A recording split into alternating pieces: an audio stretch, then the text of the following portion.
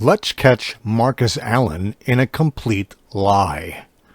Now, Marcus Allen likes to come across as this, gentlemanly British man, with this accent that makes him sound very smart and, but he's a clear fabricating liar. And here's how.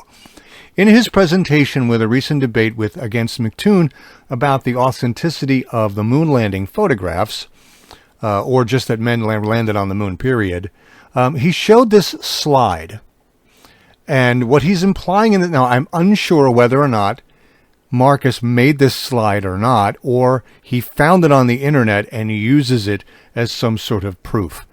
But that he didn't do his due diligence to actually look at the photographs represented here to see if this is true or not, or at least a true representation of the photographs listed, shows either he's a liar, he did do it, and he knows they're not the correct photographs, or he doesn't know and he's just intellectually lazy. But let's find out if he did. Let's just assume that he knew and he showed this knowing that this is a lie. Let's catch him in that lie. Now, what he's insinuating here is that, now let's take a look at these numbers, right? AS15, 88, 11, 866. Now, AS15, Apollo, I assume Apollo, I don't know what the S stands for. 15 means the mission number. Apollo, right? 15, this is, the 88 is the cartridge number, the film cartridge number. And then obviously the photo number. Which each photograph they took, 118866, 118867, 11868, something like that. So when you get to the first cartridges of a particular, we'll take a look here at the Flickr account for Apollo, right, at 15, it starts at 81, the film canister. And as the mission progresses, the film numbers go up. So we go back to here, to Allen. 88, 11, 66, right? He says that's what this photo represents. He is correct. Here is 11, 8, 6, 6. That's the photograph, right? And there's a flag there, as you can see.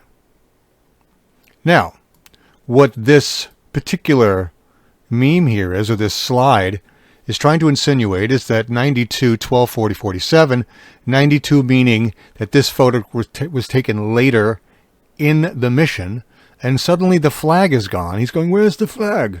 So, also you'll see this box here? There's also a box here. And look at the position of this, whatever this is. I assume this is part of the ramp of when they bring the rover down out of. You can see the condition here, see how it's kind of flattened, and here it's much puffier. That's key to this. And this particular box over here is also key. Now, as we said, 118866, that is correct. This is saying that this number, this photograph here, is 92-12-447. Let's see if that's true. Here's 92-447. That doesn't look like this photograph. This has the astronaut next to the rover near the LEM.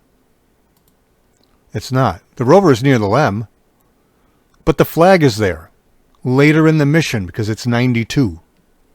The flag is still there later in the mission. Now, this photograph here, well, where does it come from? It does come from Apollo 15, but it comes from 86-11-601 and 86-11-600. This photograph here is a composite, a combining of these two photographs. 86, meaning that this is right after they took the rover out of the LEM. They hadn't put the flag up yet. And as you can see, the piece of equipment is here, the box is here, how fuller the ramp thing here is, whatever this is. This is earlier in the mission than 88. So by 88, by film canister 88, they had put the flag up. And come 92-447, the flag was still there. So this is a clear manipulation. a combining of these two photographs to put this in the photograph with this, to try to say that this is the same photograph, to say that it's this photograph. That is a clear lie. Now, do we know whether or not Marcus made this, or did he find it on the internet and chose to believe it? Right? So this is the problem with a lot of flat earthers and sort of moon landing deniers, is that they don't do their due diligence in terms of they see something on the internet and they just believe it's true.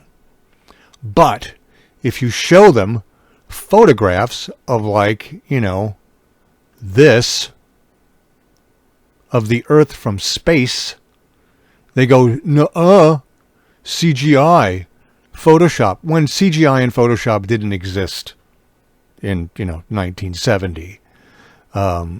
There was no way to make photographs like this in 1970 unless you had a model and you shot it in a studio and did like this. Okay? But to just go, nuh-uh, because it's NASA's photograph, so therefore it's automatically fraudulent. But finding random memes on the internet is somehow to be believed. And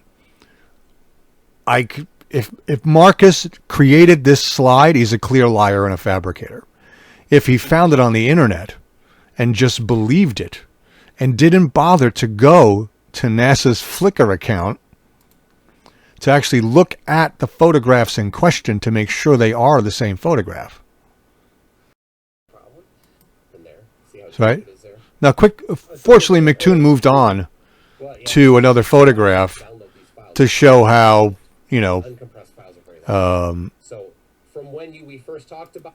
what real Photoshop manipulation looks like in terms of the darkness and all that. But clear fabrication on the part of Marcus Allen.